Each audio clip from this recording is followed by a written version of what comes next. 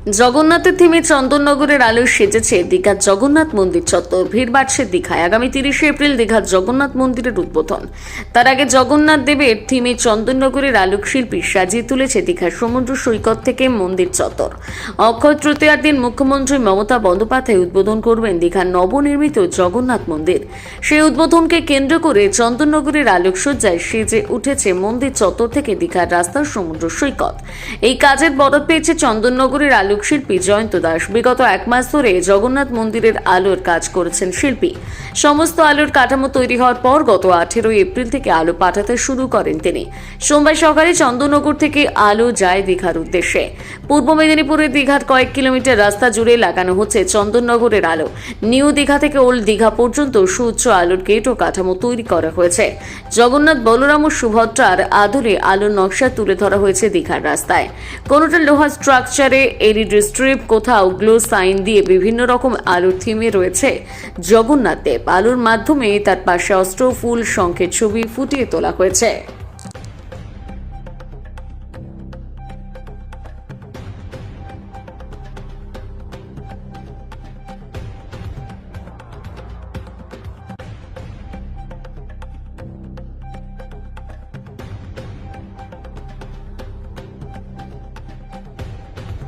কি কি ব্যবস্থা করা হচ্ছে? কত ফুটের গেট লাগানো হয়েছে? কতগুলো গেট লাগানো হয়েছে?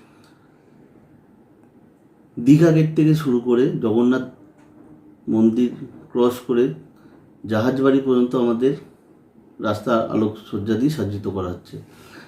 তার মধ্যে রয়েছে 8টি বোথ সাইড গেট, যেগুলো 36 থেকে 40 ফুট চওড়া। এই প্রতিকটা গেটই জগন্নাথ মন্দিরের আদলে তৈরি করা হয়েছে। তার মধ্যে ধরুন কিছু গেট আছে যেগুলো জগন্নাথ, সুভদ্রা, বলরাম এই ডিজাইন দিয়ে বানানো হয়েছে। জগন্নাথ মন্দিরের যে সিংহদ্বার আছে, সিংহদ্বারের কিছু ডিজাইন তুলেও আমরা গেটের পিলার বানিয়েছি। এছাড়াও ধর্মচক্র বা মন্দিরের উপরের যে অংশটা, সেগুলো আমরা ইউজ করেছি গেটের মধ্যে। আর মানে কি কত বোর্ড লাগানো হয়েছে কিছু? হ্যাঁ, বোর্ড দিয়েও আমরা সাজিয়েছি।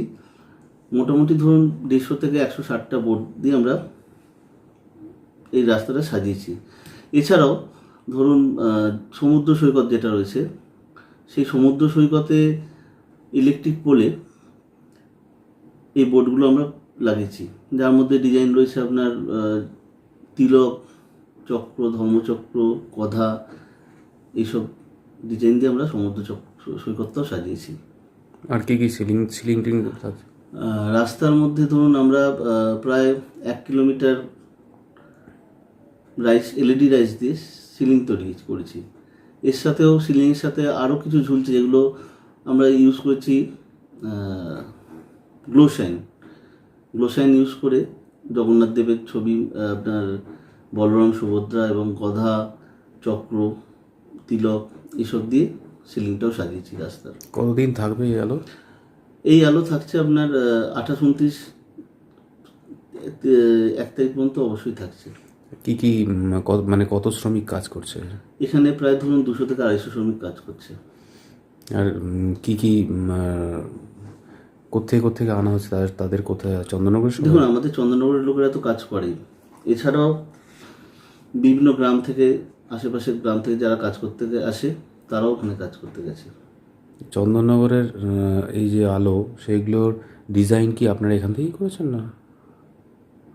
হ্যাঁ, ডিজাইন তো এখান থেকেই হয়েছে। কতদিন থেকে কাজ শুরু হয়েছে? ডিজাইন করে আমাদের দেওয়া হয়েছিল, সেগুলো আমরা তার উপর কাজ করেছি।